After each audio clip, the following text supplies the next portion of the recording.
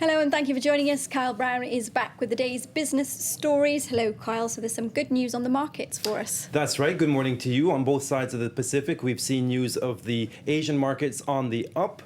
We can see there the Japan's Nikkei up by just about 0.9%. Hang Seng up as well. And of course, now we're seeing the European markets opening up. They're on the rise as well.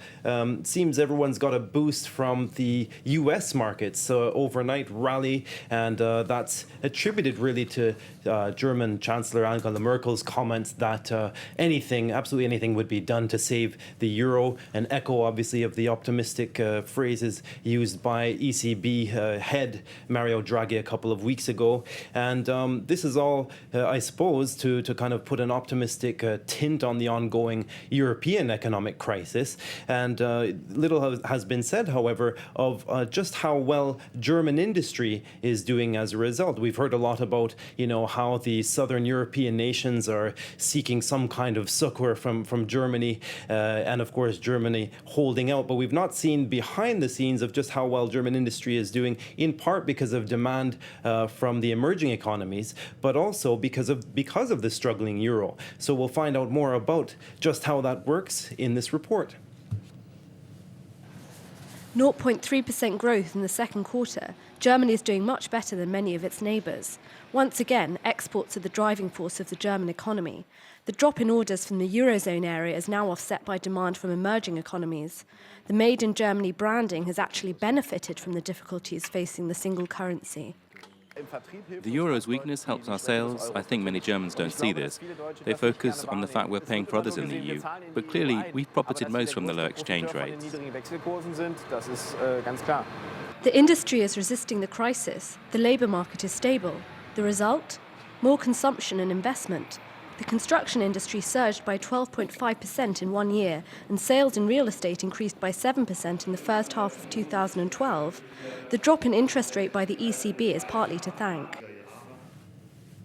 Now, German Chancellor Angela Merkel is in Canada right now. She's in talks with the Canadian Prime Minister Stephen Harper about forging some kind of EU-Canada trade pact. They're calling it one of the broadest sorts of pacts of its kind. And she said that it would spur economic growth to a sluggish global economy.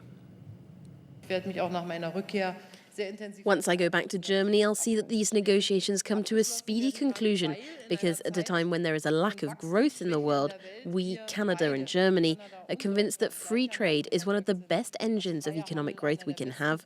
Protectionism is one of the greatest dangers to growth.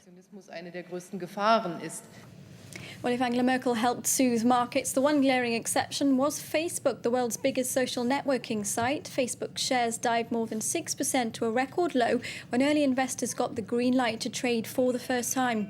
Early investors have lost a lot of money, though, $50 billion since its debut on the stock market.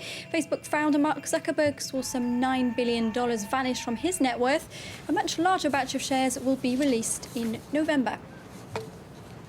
The ongoing European economic crisis has pitted the poorly reforming nations against Germany, as we've seen. But we've also seen, I'm not sure if we have the images of this, but we're also seeing that a number of the jobs in the city, London's financial district, are about to get the axe over the past few months. Thousands have been lost due to the European economic crisis. And now we're seeing that a further 3,000 to 4,000 jobs could be lost. That's in addition to an earlier report this year, which reported a loss of 99,000 jobs in the city since 2007. I'm just about out of time. That's it for our business update. Many thanks to you, Kyle Brown. Thanks Stay with to us you. here on France 24.